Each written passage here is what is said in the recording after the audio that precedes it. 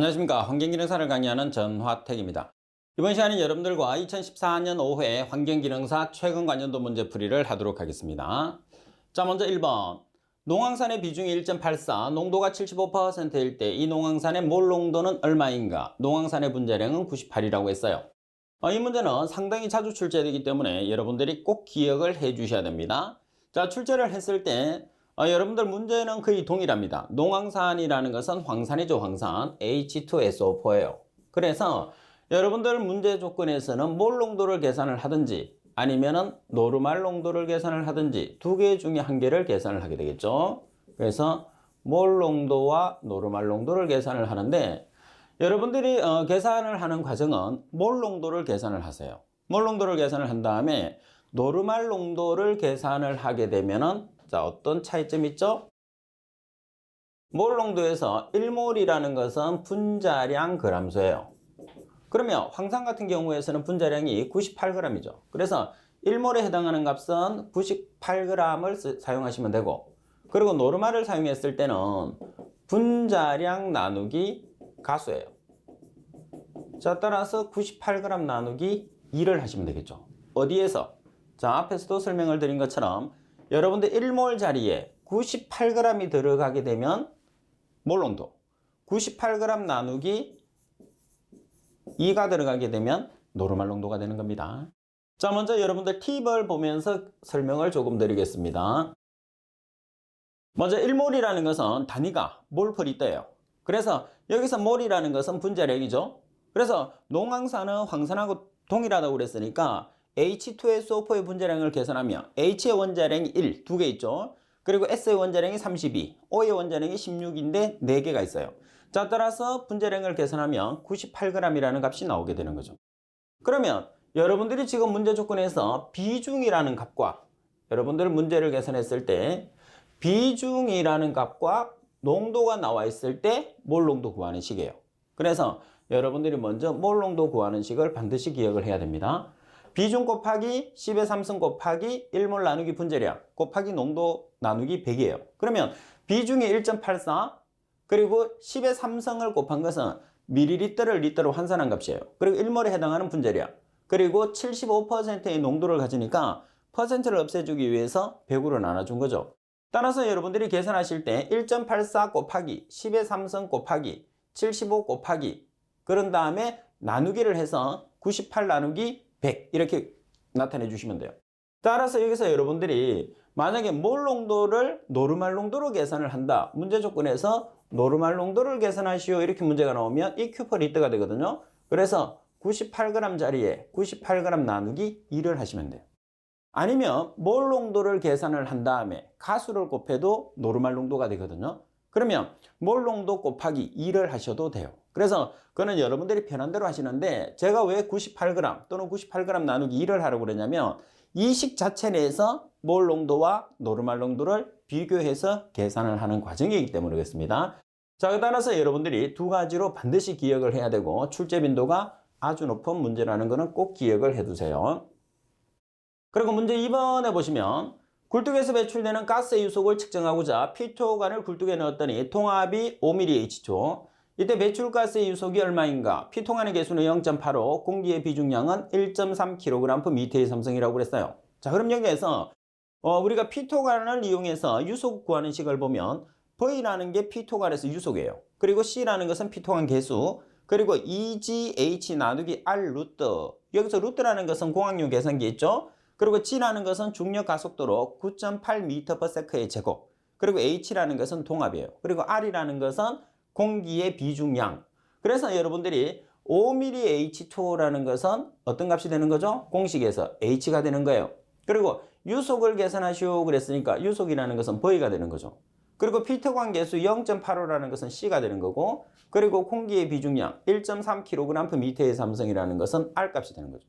그러면 G라는 중력 가속도는 주어지지 않습니다. G라는 중력 가속도는 9.8m/s의 제곱이에요.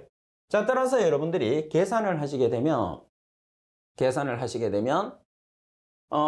지금 공식에다 그대로 대입을 해서 계산을 하시게 되면 얼마라는 값이 나오죠? 7.38m/s의 제곱이라는 값이 나오게 되겠죠. 그리고 3번에 보면 고도에 따라서 대기권을 분류했을 때 지표로부터 가장 가까운 층은 어느 것인가 이렇게 문제가 나왔어요. 자, 먼저 지표를 우리가 나타내고 그리고 12km 그리고 50km 그리고 80km 이렇게 층을 나눠요. 자, 그러면 지표에서 여러분들 12km까지를 대류권 그리고 12에서 50km까지를 성층권 그리고 50에서 80km까지를 중간권 그리고 50km 이상을 열권이라고 하죠. 또는 온도권이라고 합니다. 자, 그럼 특징을 보시면 대류권과 중간권은 고도가 증가하면서 온도가 하강하는 층이죠. 반면에 성층권과 열권은 고도가 증가하면서 온도가 상승하는 층이에요. 그리고 기상현상이 발생하고 대교임이 일어나는 층은 대류권.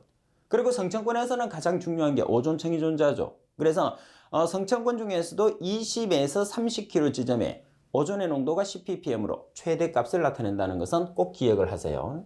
자, 지금 3번 문제 같은 경우에서는 여러분들이 문제를 풀었을 때 지표로부터 가장 가까이 있는 층이라고 그랬어요. 그래서 지표로부터 가장 가까이 있는 층은 대류권이 되겠죠. 그래서 이 문제도 지금 자주 출제되고 있어요.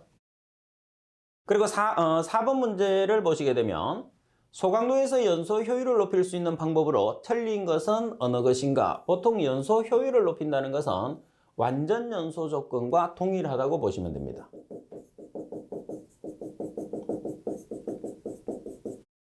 갑은 공기와 연료의 혼합이 좋아야 한다. 나번에 온도가 충분히 높아야 한다. 체류 시간이 짧아야 하는 게 아니고 체류 시간이 길어야 하겠죠. 나번에 연료의 산소가 충분히 공급되어야 한다. 그래서 4번 조건은 완전 연소 조건. 그래서 이런 문제 같은 경우에서는 여러분들이 쉽게 문제를 풀 수 있을 거예요. 그리고 5번 집진장치에 대한 내용으로서 틀린 것은 어느 것인가? 집진장치입니다. 가번의 중력 집진장치는 50마이크로미터 이상의 큰 입자를 제거하는 데 유용하다. 자, 부수 설명을 드리면 중력 집진 장치는 전처리 장치죠. 그래서 전처리 장치는 저효율 장치가 됩니다. 그리고 압력 손실이 얼마죠? 5에서 15mm H2O로 가장 작은 장치입니다. 나머지 원심력 집진 장치의 일반적인 형태가 사이클론이다. 맞습니다. 그리고 원심력 집진 장치의 효율 향상책으로 어떤 방법이 있죠? 블로다운 효과라는 게 있어요. 꼭 기억하세요. 다음에 여과 집진 장치는 여과제의 먼지를 함유하는 가스를 통과시켜서 입자를 분리 포집하는 장치다. 맞습니다. 자, 그래서 일반적으로 여러분들 여과제의 재질로서 가장 높은 온도에서 사용할 수 있는 250도씨에서 사용할 수 있는 재질이 뭐가 있어요? 글라스 파이버가 있죠. 자, 글라스 파이버가 뭐죠? 유리섬유가 됩니다. 그래서 일반적인 여과포 중에서 가장 높은 온도에서 사용할 수 있는 재질이죠. 그리고 전기 집진 장치는 함진가스 중에 먼지에 플러스 전하를 부여해서 대전시킨다고 하는데 먼지에는 마이너스 전하, 집진극에서는 플러스죠. 자, 어떤 경우냐 하면 자, 이런 식으로 집진극이라는 게 있습니다. 집진극이라는 게 있는데 여기 중간에다가 뭐를 설치를 하느냐 하면 방전극을 설치를 해요. 그래서 코로나 방전을 시킵니다. 이렇게 방전을 시키게 되면 유입되는 입자가 전부 다 마이너스 전하를 띠게 되는 거예요. 이렇게 마이너스 전하를 띠는데 집진극이 가지고 있는 전하가 플러스예요. 그러면 마이너스 전하를 띠는 입자를 흡입을 하게 되면 집진극의 입자가 이런 식으로 달라붙어서 제거되는 방식이죠. 그래서 전기 집진 장치에서는 먼지가 가지고 있는 전하는 마이너스 전하, 그리고 집진극이 가지고 있는 전하는 플러스 전하가 되니까 정답은 라번이 되는 거예요. 그리고 문제 6번을 보도록 하겠습니다. 다음 온실가스 중에서 지구온난화 지수가 가장 큰 물질은 여러분 온실가스라는 것은 온도를 상승시키는 가스를 온실가스라고 그러죠. 그래서 여러분들이 지구온난화 지수를 GWP라고 그러는데 두 가지 정도는 기억을 해야 됩니다. 어떤 경우냐면 지금 문제처럼 가장 큰 물질이라는 것은 육불화황이에요. 자, 여기서 불소가 6개라고 그래서 육불화황. 그리고 가장 작은 물질은 기준물질. 1.0이 되는 CO2, 이산화탄소가 가장 작은. 그래서 지구온난화 지수가 가장 작은 물질을 찾으시오 또는 기준 물질을 찾으시오 이렇게 문제가 나오면 CO2, 이산화탄소 또는 탄산가스라고 그러죠. CO2를 찾으시면 되고, 자 반면에 지금 문제처럼 지구온난화 지수가 가장 큰 물질을 찾으시오 이렇게 문제가 나오게 되면 SF6이라는 육불화황을 찾으시면 됩니다. 그래서 정답은 나번.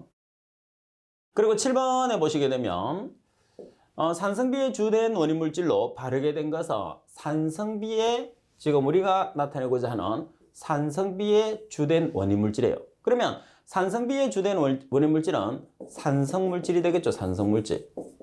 그러면 산성물질의 가장 대표적인 것은 황산화물, 그리고 NOx라는 질소산화물, 그리고 염화수소가 되죠. 왜? 3대 강산이니까. 그러면 황산화물로 표기할 수도 있고 H2SO4 황산가스로 표기할 수도 있습니다. 그리고 NOx로 표기할 수 있고 HNO3 질산가스로 표기를 할 수도 있죠. 자, 따라서 문제 조건에서는 황산화물과 질소산화물과 HCl로 구성되어 있는 내용은 라번이 정답이 되는 거죠. 자, 그리고 여기서 한 개 더, 산성비를 나타내는 pH가 있습니다. 그죠? 산성비를 나타내는 pH는 얼마를 우리가 산성비라고 표기하죠? pH는 5.6 이하를 산성비라고 표기를 하게 됩니다. 그리고 8번 문제를 보시게 되면 아래에서 설명하는 대기오염 물질은 어느 것인가? 대기오염 물질의 종류를 찾는 거죠. 보통 백화현상에 의해서 맥감 반점을 형성하고, 여기서 백화현상이라는 것은 잎이 하얗게 되는 현상이죠. 그리고 지표식물이라는 게 가장 포인트가 되죠. 지표식물이라는 것은 그 가스에 대해서 가장 약한 식물이죠. 그래서 기준이 되는 식물을 우리가 지표식물이라고 그랬어요. 자, 그러면 자주개나리가 나왔어요. 자주개나리를 다른 말로 알팔파라고 하죠. 그래서 여러분들은 자주개나리가 지표식물이다. 가장 포인트로 찾으세요. 그러면 자주개나리가 지표식물로 있는 물질은 뭐죠? 황산화물이 되는 거죠. 그리고 그 외에 보리나 담배 등이 있고 강한 식물로는 협죽도, 양배추, 옥수수가 있습니다. 자, 따라서 황산화물이 정답. 황산화물을 표기했을 때는 SOX로 표기를 하죠. 그리고 탄화수소라는 것은 HC. 그리고 일반적으로 탄화수소 중에서 광화학스모그에 가장 참여를 많이 하는 탄화수소는 어떤 게 있어요? 올리핀계 탄화수소가 있죠. 그리고 일산화탄소는 CO. 일산화탄소의 특징이 뭐죠? 일단은 물에 거의 녹지 않습니다. 그래서 빗물을 통해서 제거하기가 어렵고, 반면에 이산화탄소로 전환하는 것도 상당히 어렵죠. 그리고 질소산화물이라는 것은 NOx. 질소산화물에서 주로 시험에 나오는 것은 질소산화물을 제거했을 때 접촉환원법을 사용했을 때 제거되는 형태 N2죠. 그리고 질소산화물의 저감법에 해당하는 것은, 그래서 질소산화물을 저감했을 때는 온도를 낮추고 공급하는 공기를 적게 공급을 하면 되겠죠. 자, 따라서 지금 문제 8번에서 정답은 가번이 됩니다. 그리고 문제 9번에 보시면 대기오염 공정시험 기준상 각 오염 물질에 대한 측정 방법으로 틀린 것은 어느 것인가? 측정 방법에 대한 설명이에요. 일산화탄소는 비분산적외선 분석법, 그래서 NDIR법이라고도 합니다. 나번의 염소는 질산은 적정법, 그리고 다번의 황화수소는 메틸렌 블루법, 라번의 암모니아는 인도페놀법. 풀이에서도 나와 있는 것처럼 염소 같은 경우에서는 분석법이 하나밖에 없어요. 어떤 방법이 있느냐면 오르토톨리딘법. 오르토톨리딘법은 오르토톨리딘 시약을 사용한다고 그래서 이름을 오르토톨리딘법이라고 정했습니다. 나번이 정답. 그리고 10번에 보면 다음 중에서 주로 광화학 반응에 의해서 생성되는 물질은, 자, 먼저 여기서 여러분들 광화학 반응에 의해서 생성돼요. 그러면 광화학 반응에 참여하는 빛은 주로 어떤 빛이 되는 거죠? 자외선이나 가시광선이 되는 거예요. 그 중에서도 주로 자외선이죠. 따라서 광화학 반응에 생성되는 물질을 몇 차성 물질이라고 하죠? 2차성 물질이라고 하죠. 그래서 여러분들 내용편에 보면 1차성 물질과 2차성 물질과 1, 2차성 물질이 있는데 2차성 물질과 1, 2차성 물질은 반드시 암기를 해 주셔야 되죠. 왜? 나머지는 전부 다 1차성 물질이 되고, 그리고 1차성 물질이 주가 되기 때문에 우리가 기억을 해야 되는 것은 2차성 물질과 1, 2차성 물질을 꼭 기억을 해야 됩니다. 2차성과 1, 2차성. 자, 따라서 가번에 PA에는 2차성이 되겠죠? 나번에 CH4는 1차성, CH4는 메탄입니다. NH3는 암모니아로서 1차, 그리고 라번에 HC는 탄화수소로서 1차. 따라서 정답은 가번이 정답이 되겠죠. 그리고 11번 문제를 보시게 되면 유해가스 처리를 위한 합착제 선택 시 고려사항이라고 그랬어요. 자, 합착제를 선택을 합니다. 합착제라는 것은 여러분들 오염물질 자체를 합착을 시켜서 제거하는 방법이에요. 그래서 가장 대표적인 합착제가 활성탄이나 실리카겔처럼 고체성 물질입니다. 합착제는. 가번에 보면 합착효율을 우수해야 한다. 당연합니다. 나번에 합착제의 회수가 용이해야 한다. 다번에 합착제의 재생이 용이해야 한다. 기체의 흐름에 대한 압력 손실이 커야 한다. 압력 손실과 그리고 여러분들 점도 이런 경우에서는 전부 다 작으면 작을수록 좋은 거예요. 자, 따라서 정답은 라번이 되겠죠. 그리고 12번 문제를 보시게 되면 연소 조절에 있어 NOx, NOx라는 것은 질소산화물을 NOx라고 합니다. 자, 질소산화물의 발생을 억제하는 방법으로 틀린 것은 어느 것인가? 억제하는 방법이에요. 자, 그럼 여러분들 질소산화물은 어떤 경우에 발생하죠? 고온연소, 완전연소가 되니까 고온연소 시에 발생해요. 그리고 공급 공기량, 과잉 공기량 공급. 다시 말해서 온도가 높고 공기를 많이 주입하게 되면 질소산화물이 많이 나오죠. 그러면 질소산화물을 줄이려고 하면 역으로 온도를 낮추고 공급 공기량을 적게 하면 된다는 뜻이에요. 자, 따라서 온도와 공기에 관계되는 내용을 보겠습니다. 과잉 공기 삭감 맞습니다. 그리고 연소 온도를 높여서 이렇게 나와 있어요. 그럼 바로 정답이 나오죠. 자, 그 외에도 답안에 버너 및 연소실 구조를 개량해서 연소실 내의 온도 분포를 균일하게 한다. 라번에 화로 내에 물이나 수증기를 분무시켜서 연소시킨다. 그래서 여러분들이 질소산화물에 관계되는 내용이 나오면 공기적인 측면과 온도적인 측면에 접근해서 문제를 풀어주셔야 됩니다. 그리고 13번 문제를 보시게 되면 0.3g/methane 삼성인 HCl의 농도를 ppm으로 환산하면 HCl이라는 것은 염화수소죠. 염화수소 같습니다. 자, 그리고 ppm이라는 것은 기체에서 ml/s/methane 삼성이죠. 그러면 우리가 문제를 풀었을 때 지금 여러분들 0.3g/methane 삼성이에요. 그래서 0.3g/methane 삼성을 ppm으로 환산하려고 그러죠. 그러면 단위를 ml/s/methane 삼성이 ppm이니까 ml/s/methane 삼성으로 고치시면 돼요. 그러면 그람 단위가 나와 있으니까 여러분들이 36.5g, 22.4ml를 해서 먼저 리터/s/methane 삼성으로 고친 다음에 리터를 ml로 환산하셔도 되고, 자, 그 다음에 1몰을 기준했을 때 ppm의 단위가 되는 mg과 ml, 다시 말해서 36.5mg 그리고 22.4ml 이 두 개의 단위를 놓으셔도 되죠. 이런 경우에서는 0.3g/methane 삼성에서 g을 먼저 mg으로 고친 다음에 여러분들 22.4ml 나누기 36.5mg을 하셔도 관계는 없어요. 그래서 단위를 여러분들이 맞추는 과정은 여러분들이 편한 대로 값을 계산을 하셔도 돼요. 조금 전에 제가 말씀드린 부분을 풀어드리면 ml/s/methane 삼성이니까 우리가 보통 이렇게 기준을 잡았거든요. 그럼 주어진 값이 0.3g/s/methane 삼성이에요. 그러면 1g은 10의 3성 mg. 따라서 mg은 분자량이 36.5니까 36.5mg 분의 22.4ml를 하게 되면 남는 단위가 뭐가 나와 있죠? ml/s/methane 삼성. 자, 따라서 ppm 단위가 나오는 거죠. 이렇게 계산을 해도 된다 이 말씀입니다. 그리고 14번 문제 보시게 되면 14번 같은 경우에서는 여러분들이 필수적으로 기억을 해야 되는 아주 중요한 문제입니다. 그래서 꼭 기억을 하세요. 중량비로 수소가 15%, 수분이 1% 함유되어 있는 중류의 고위 발열량이 13,000kcal/kg이다. 이 중류의 저위 발열량은 얼마인가 이렇게 나와 있어요. 그러면 저위 발열량 구하는 식은 저위 발열량은 고위 발열량 마이너스 600 QH 플러스 W로 계산하겠죠. 그래서 꼭 기억을 해 놓으세요. 고위 발열량이 지금 13,000kcal/kg이 고위 발열량이 되는 거예요. 그리고 수소가 15%니까 H는 0.15, 수분이 1%니까 수분은 0.01을 대입을 하시면 되겠죠. 그래서 고위 발열량 자리에 13,000을 대입하시고 H 자리에 0.15, W 수분 자리에 0.01을 대입을 해서 나타내시면 12,184kcal/kg이라는 값이 나오겠죠. 자, 그리고 여러분들 가끔씩은 저위 발열량이 주어지고 고위 발열량을 계산하는 문제가 있어요. 그죠? 그래서 고위 발열량을 계산하는 문제는 딱 두 가지가 있어요. 고위 발열량을 계산할 수 있는 방법은 자, 어떤 방법으로 있죠? 첫 번째는 듀론 공식. 두 번째는 지금 나와 있는 식에서 고위 발열량을 바꾸는 방법. 그러면 어떻게 구별을 하느냐? 자, 여러분들 지금 이 문제에서 고위 발열량으로 바꾸면 저위 발열량에서 수분의 응축률을 더해 주시면 돼요.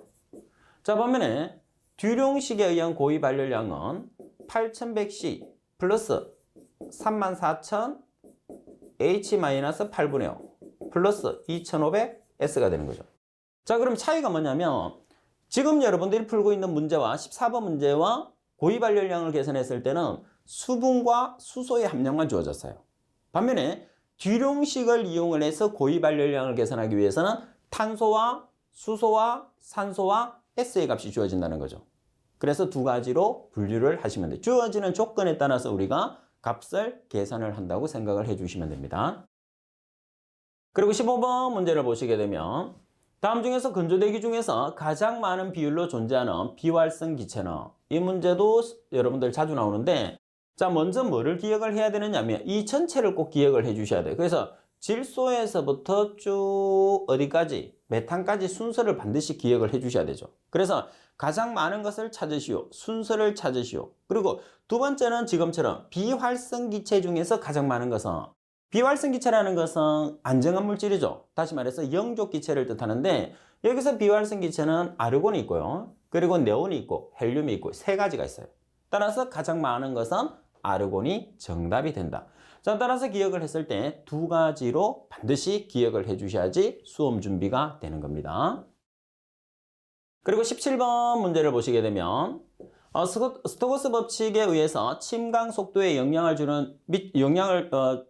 미치는 요소로서 가장 틀린 것은 자, 여러분들 스토크스 법칙에 보면 침강 속도 vs는 18 마이크로. 마이크로라는 것은 점성계수예요. 그래서 물의 점성이라는 것은 저항하고 동일하죠. 그래서 점성계수가 크면 클수록 침강이 잘 안 돼요. 그래서 여러분들이 침전 속도에 반비례하는 게 점성계수입니다. 자, 반면에 D의 제곱. D라는 것은 입자의 크기죠. 입자의 크기가 크면 클수록 침강이 잘 되고 로 S라는 것은 입자의 밀도, 로 W라는 것은 수분의 밀도. 그래서 밀도의 차이가 크면 클수록 침강이 잘 되죠. 그리고 G라는 것은 중력 가속도예요. 자, 따라서 가번에 침전물의 밀도, 침전물의 입경, 폐수의 밀도, 대기압. 그래서 지금 공식 상에서 관계없는 요소는 뭐가 있어요? 대기압이 관계가 없어요. 그래서 정답은 대기압이 되는 거죠.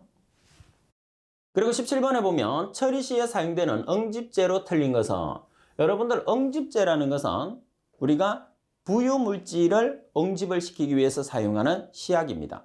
자, 따라서 소석회, 명반, 황산반토 등이 있는데 가번에 나와 있는 입상활성탄 같은 경우에서는 어떤 종류죠? 문제풀이에도 나와 있는 것처럼 hợp착제죠, hợp착제. 그래서 활성탄이라는 것은 보통 수치를 이야기하는 거죠. 따라서 hợp착제를 찾는 문제. 자, 그럼 응집제를 주입을 했어요. 응집제를 주입을 하게 되면 여러분들 다음 과정이 뭐죠? 순서를 꼭 기억을 해야 됩니다. 그죠? 그래서 응집제를 합해수에 녹여야 되는 급속교반. 급속교반을 하게 되면 큰 플러그로 형성하는 완속교반. 그래서 정치를 시킨 다음에 입자를 크게 키워서 침전을 시키는 그런 방법이죠. 자, 그리고 18번 문제 보시게 되면 750g의 글루코스가 완전히 혐기성분해를 했을 때 혐기성분해라는 것은 산소를 이용하지 않는 거죠. CH4, 메탄입니다. 메탄가스량은 얼마인가 표준 상태를 기준한다고 그랬어요. 그러면 반응식이 중요하기 때문에 C6개, H12개, O6개를 혐기성분해를 시켰어요. 혐기성분해를 시키면 CO2와 CH4가 나오겠죠. 그러면 여러분들이 개수를 맞췄을 때 호기성하고 다르게 지금 유기물이 가지고 있는 탄소의 개수를 보는 거예요. 그럼 항상 짝수로 나와 있거든요. 그래서 반반씩 나누면 돼요. 6개가 있으니까 CO2 3개, CH4 3개. 자, 따라서 지금 글루코스는 g으로 주어졌으니까 분자량이 180g이에요. 그리고 메탄가스는 리터로 계산하니까 22.4. 따라서 3 곱하기 22.4리터. 그러면 글루코스가 얼마일 때? 750g일 때. 따라서 X를 하면 메탄은 리터로 계산할 수 있겠죠? 따라서 대각선으로 곱해서 X가 있는 항으로 나눠주면 되니까 750 곱하기 3 곱하기 22.4리터 나누기 180g을 해주시면 돼요. 자, 따라서 계산을 하게 되면 X가 280리터라는 값이 나오게 되겠죠. 그래서 부피로 계산하느냐, 중량으로 계산하느냐, 정답에 보고 단위를 보고 조건을 보고 푸는 거예요. 그리고 여러분도 현기성이냐, 호기성이냐 문제에서 조건을 보고 문제를 풀어주셔야 됩니다. 자, 그리고 여기서 분자량이라는 것은 팁에 나와 있는 것처럼 탄소의 원자량이 10이죠. 6개입니다. H의 원자량이 1이에요. 12개. O의 원자량이 16이에요. 6개. 그래서 180g이라는 분자량을 산출을 할 수가 있는 거죠. 그리고 19번 문제를 보겠습니다. 자, 19번 문제를 보시게 되면 포기조의 용량이, 포기조라는 것은 여러분들 반응조를 포기조라고 합니다. 반응조죠. 용량이 500m의 삼성, 용량이라는 것은 최적포예요. 자, 포기조 내의 부유물질의 농도가 2000mg/L일 때 mLSS를 kg으로 계산하려고 합니다. 자, kg으로 계산하려 그러면 지금 여러분들 mg/L에 kg이 나올 수 있는 조건이 있죠. 그러면 얼마를 곱하면 kg/m의 삼성이 되는 거죠? 10의 마이너스 3성. 따라서 mg/L에서 10의 마이너스 3성을 곱하면 kg/m의 삼성이 된다는 거 꼭 기억을 해야 됩니다. 그러면 얼마라는 값이 나오죠? 0.2 아니죠. 10의 삼성이니까 자, 여기서 2kg/m의 삼성이 되는 거죠. 자, 그리고 최적이 500m의 삼성이에요. 그러면 단위가 미터의 삼성, 미터의 삼성 없어지니까 1000kg이라는 값이 나오겠죠. 따라서 가장 간단한 단위 환산에서 문제를 풀 수 있는 조건이에요. 그리고 20번 문제를 보시게 되면 활성설러지 공법에서 설러지 반송의 주된 목적은 여러분들 활성설러지법 무슨 뜻이죠? 활성이라는 것은 살아있다는 뜻이고 설러지라는 것은 미생물을 뜻합니다. 자, 따라서 살아있는 미생물은 박테리아를 이용을 하는 거죠. 그런데 우리가 반응조를 보시게 되면 반응조가 있어요. 그리고 최종 침전지가 있습니다. 최종 침전지에서 무거운 것들을 가라앉혔어요. 가라앉히게 되면 우리가 포기조에서 요구되는 미생물 mLSS가 1500에서 3000mg/L거든요. 그러면 1500에서 3000mg/L가 안 되면 어떻게 해야 되죠? 반송을 시켜줘야 돼요. 폐설러지 내에서 반송을 시켜주고, 그래서 이 값을 반송설러지라는 말을 쓰는 거예요. 자, 따라서 왜 반송을 시켜주느냐? 포기조에서 이 반응조가 포기조거든요. 포기조에서 요구되는 mLSS가 미생물이 1500에서 3000mg/L가 되는데 우리가 지금 그 침전을 시켜서 제거를 한단 말이에요. 제거를 하게 되면 부족하겠죠. 그래서 부족한 양을 우리가 반송을 하기 때문에 mLSS의 조절이 정답이 되는 거예요. 그래서 가번이 정답이죠. 그리고 21번에 보면 수돗물을 염소로 소독하는 가장 주된 이유는 이렇게 물었어요. 그럼 여러분들 소독제에 보면 염소가 있고요. 그리고 오설이라는 오존이 있고 그리고 UV라는 자외선이 있어요. 그러면 이 두 가지의 특징은 뭐죠? 용존 고효물이었기 때문에 잔류성을 가지지 않는다는 거예요. 그런데 염소 같은 경우에서는 용존 고효물을 형성을 하죠. 그래서 잔류성을 가지고 있다는 게 가장 큰 특징이에요. 자, 그래서 여러분들의 최종 소독에서는 잔류성을 가진 소독제를 써야 되거든요. 그래서 최종 소독에서는 반드시 염소 소독을 해야 된다는 거죠. 따라서 정답은 가번이 정답이에요. 그래서 오존이나 UV는 최종 소독을 할 수가 없습니다. 그리고 22번 문제를 보시게 되면 폐수 처리 공정에서 유입 폐수 중에 포함된 모래나 기타 무기성 부유물로 구성된 혼합물을 제거하는 데 사용되는 시설은 이 문제에서 가장 핵심은 모래나 부유물이에요. 무기성 부유물. 자, 그럼 여러분들 모래라는 것은 한자로 모래 사자를 쓰죠. 그러면 모래를 가라앉히는 장소. 그래서 모래 사자를 써서 침사지. 여기서 침이라는 것은 가라앉을 침이거든요. 사자는 모래사, 지라는 것은 장소를 뜻합니다. 그래서 모래를 제거시키는 장소는 나번의 침사지 꼭 기억하세요.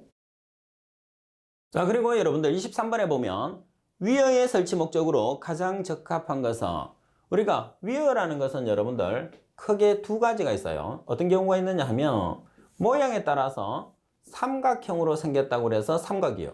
그리고 사각형으로 생겼다고 해서 사각이에요. 그래서 왼쪽에 있는 게 삼각이요. 그리고 오른쪽에 있는 게 사각이거든요. 자, 그러면 위어는 왜 설치를 하느냐? 유량을 측정하기 위해서 위어를 설치를 하게 됩니다. 따라서 정답은 라번이 됩니다. 자, 그리고 여러분들 24번 문제 보면 활성설러치법은 여러 가지 변법이 개발되어 왔으며 각 방법은 특별한 운전이나 제거 효율을 달성하기 위해서 발전되었다. 다음 중에서 활성설러치법의 변법으로 틀린 것은, 자, 여러분들 여기서 활성설러치법의 변법이라는 것은 기본적인 모태가 활성설러치법이에요. 그래서 기존에 있는 활성설러치법을 조금씩 용도에 따라서 바꿔서 사용한다는 방법입니다. 그러면 이 활성설러치법의 가장 중요한 포인트는 뭘까요? 미생물을 이용을 한다는 거죠. 그래서 미생물을 이용하는 방법이 아닌 것은 활성설러치법의 변법이 아니에요. 그럼 미생물을 이용하지 않고 처리하는 방법이 어떤 경우가 있을까요? 당연히 약품을 이용해서 처리하는 방법이 있겠죠. 가번의 다단포기법, 나번의 접촉안정법, 다번의 장기포기법, 라번의 오존안정법. 자, 여러분들 보기에서 약품이 들어가 있는 게 뭐가 있어요? 라번에 보시게 되면 오존이라는 약품이 들어가 있죠. 그래서 오존은 미생물이 아니기 때문에 활성설러치법의 변법이 될 수가 없습니다. 그래서 정답은 라번이 되는 거죠. 그리고 25번 문제를 보시게 되면 다음 중에서 이모포콘이 측정하는 항목으로 알맞은 것은, 우리가 이모포콘을 이용해서 여러분들이 시험을 할 수 있는 시험을 하는 경우는 뭐냐 하면 여러분들 1리터의 메스실린더가 있습니다. 그리고 이 1리터의 메스실린더를 30분간 정치를 시켰어요. 그럼 여기서 유기물을 제거하기 위해서 주입하는 게 뭐죠? MLSS. 그러면 30분 동안 정치하게 되면 30분간 여러분들은 먹이 활동을 하게 되면 가라앉은 설러지가 나와요. 이게 SV예요. 그래서 이 시험은 뭐를 계산하기 위해서? SVI, 설러지 용적 지수를 우리가 계산하기 위해서 나타내는 거예요. 단위는 밀리리터 퍼 그램이죠. 그러면 MLSS라는 미생물 중에서 가라앉은 값이 얼마만큼 되느냐? 따라서 10의 3승을 나타내서 SVI라고 표기하는데, 이 실험을 할 수 있는 용기를 우리가 뭐라고 하냐면 이모포콘이라고 그래요.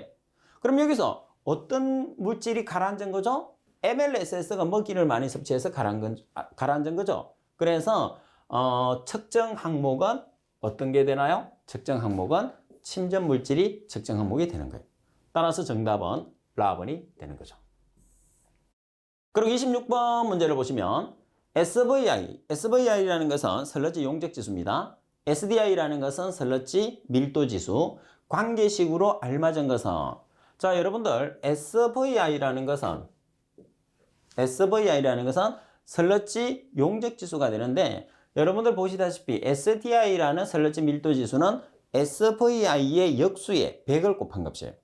자, 그런데 여기서 왜 100을 곱하느냐면 우리가 100ml의 시료를 기준을 했다는 뜻입니다. 그래서 SDI가 들어간 상태에서 SVI를 표현을 하게 되면 여러분들 자리를 바꾸면 되겠죠. SDI와 SVI를. 그래서 설러지 용적 지수가 되는 SVI는 설러지 밀도 지수 분의 1 곱하기 100으로 표시를 하시면 돼요. 자, 그래서 나타내는 값으로 바르게 된 것은 가번이 정답이 되겠죠. 그리고 27번 문제를 보시게 되면 하수 처리장의 유입수의 BOD가 225mg/L, 유출수의 BOD가 55ppm, 하수 처리장의 BOD 제거율은, 이런 문제 같은 경우는 꼭 맞춰주셔야 됩니다. 자, 여기서 단위가 다른데 단위가 다르나요? 같은 거죠. mg/L와 ppm은 수질에서 같은 단위예요. 그럼 여러분들 처리장을 보겠습니다. 처리장에서 유입수로 들어가는 BOD, 그래서 BODI라는 값이 얼마가 되느냐 하면 225가 되는 거죠.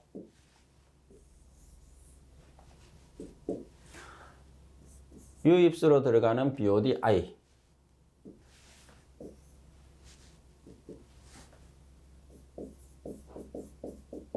225mg/L. 자, 그리고 유출수로 나가는 BOD 제로. 얼마가 되는 거죠? 55ppm. 그러면 여러분들이 제거율을 계산하시고 그랬어요. 따라서 제거되는 값을 먼저 계산을 하세요. 자, 여기에 들어가 있는 값이 처리장이니까 여기에 들어가 있는 값이 제거되는 값이에요. 자, 따라서 제거된 BOD는 얼마가 되나요? 225에서 55만큼 빼주면 제거된 값이 나왔어요. 자, 제거된 값이 몇 퍼센트냐 이렇게 나오면 처음의 값으로 한 번 더 나눠주면 된다고 그랬죠. 그래서 225로 나눠줘서 곱하기 100을 하시면 돼요. 따라서 75.56%. 자, 이렇게 여러분들이 계산을 하셔도 되고, 그리고 문제에서 보시다시피 기본적인 공식을 사용하셔도 돼요. 공식을 여러분들이 외우면 뭐 더 간단할 수도 있죠. 공식을 좋아하는 사람들은 1 유입수의 BOD분의 유출수의 BOD 곱하기 100.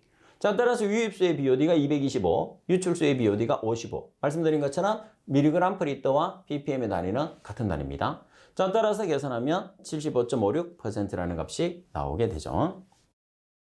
그리고 28번 문제에 보면 다음은 수지로용 공정시험 기준상 방울수에 대한 설명이다. 갈로 안에 알맞은 것은 여러분들이 방울수를 나타냈을 때 시험을 하는 거예요. 그죠? 시험이라는 것은 상온 상태를 기준합니다. 수질은 상온 중에서도 20도가 기준이죠. 그러면 20도씨에서 몇 방울을 떨어뜨렸을 때 20방울을 떨어뜨렸을 때 몇 밀리리터가 되는 거? 1밀리리터가 되는 것을 방울수라고 합니다. 그래서 20, 21이 되니까 20방울을 떨어뜨렸을 때 1밀리리터가 되는 값. 나번이 정답이 돼요. 자, 그리고 29번 문제를 보도록 하겠습니다. 다음 포기조 내에, 포기조라는 것은 여러분들이 처리조를 이야기하죠. 그래서 일종의 반응조입니다. 반응조. 그러면 포기조라고 했으니까 공기가 주입되는 호기성조가 기준이 되는 거죠. 미생물의 성장 단계 중에서 신진대사율이 가장 높은 단계는, 신진대사율이라는 것은 성장이 가장 빠른 단계를 묻는 거죠.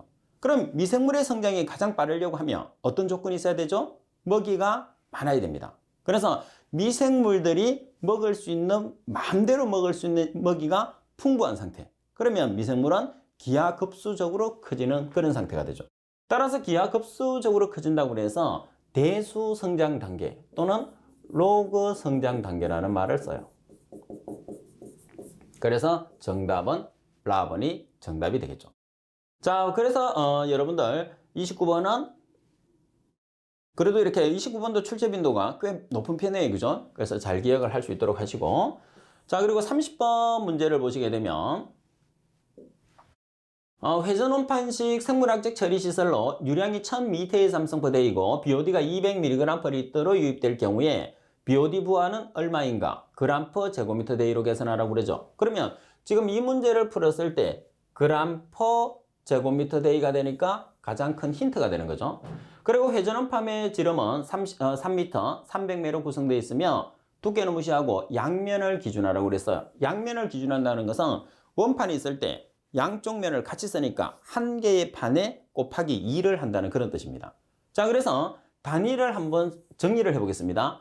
g/제곱미터/데이, 여기서 g/데이라는 것은 총량입니다. 그래서 보통 kg/데이로 하게 되면 농도를 kg/m의 삼성으로 만들고 거기다 폐수량 미터의 삼성/데이로 곱했죠. 자, 그런데 지금은 g/데이로 나타내고 있으니까 농도를 g/m의 삼성으로 만들고 폐수량을 곱하면 돼요. 그래서 농도가 g/m의 삼성 곱하기 유량은 미터의 삼성/데이, 그리고 나누기 면적을 하는 거죠. 그런데 이 나누기 면적은 여러분들 원판은 직경을 가지고 있는 원이란 말이에요. 그래서 직경 D를 가지고 있을 때 면적 A는 4분의 파이 D의 제곱으로 계산하는 거예요. 근데 4분의 파이 D의 제곱으로 계산했는데 왜 2를 곱하느냐? 한 면에 양면을 쓰기 때문에, 원판 하나에 양면을 쓰기 때문에 2를 곱하는 거고, 자, 그 다음에 매수가 주어졌으니까 매수를 곱하는 거예요. 그래서 지금 BOD의 농도가 200mg/L라는 것은 200g/m의 삼성하고 동일하죠. 그래서 그 값을 그대로 쓰는 거예요. 자, 그 다음에 폐수량이 1000m의 삼성/데이, 그리고 4분의 파이 D의 제곱에서 직경이 지금 3m입니다. 그래서 D 자리에 3m, 그리고 양면이니까 2, 그리고 매수는 300매. 자, 따라서 계산을 하시게 되면 47.16 g/제곱미터 데이라는 값으로 계산을 할 수가 있어요. 따라서 지금 여러분들 30번 같은 경우에서는 간단한 문제는 아니에요. 간단한 문제는 아닌데 여러분들이 패스를 해도 관계는 없는 문제예요. 근데 여러분들이 굳이 문제를 풀고자 하는 학생들은 이 문제에서는 키포인트가 면적을 계산한다는 거예요. 그래서 면적은 직경이 주어졌을 때 4분의 파이 d의 제곱인데 양면을 썼으니까 곱하기 2 그리고 여러 매수를 쓰게 되면 우리가 원판의 매수를 반드시 여러분들이 계산을 해 주셔야 된다는 게 이 문제의 포인트가 됩니다. 자, 오늘 이 시간에 여러분들과 제가 풀어야 되는 문제는 여기까지입니다. 그래서 항상 여러분들이 잘하고 계시는 걸로 제가 생각이 되는데 예습 여러분들이 예습보다는 복습이 중요하다고 그랬어요. 그날 배웠던 내용은 철저하게 복습을 하시고 그리고 지금까지 배웠던 내용을 계속해서 반복 학습을 함으로써 여러분들 것으로 자꾸 소화를 시켜 주셔야 됩니다. 우리가 음식을 먹었을 때도 소화가 돼야지 여러분들한테 이론 영양분이 몸속으로 흡수되듯이 지식도 마찬가지입니다. 그래야지 여러분들이 시험 쳤을 때 그 지식의 효과를 볼 수가 있어요. 그래서 오늘도 여러분들 수업 듣는다고 고생 많이 하셨고 그 다음에 복습 열심히 해서 다음 시간에 뵙도록 하겠습니다. 수고하셨습니다.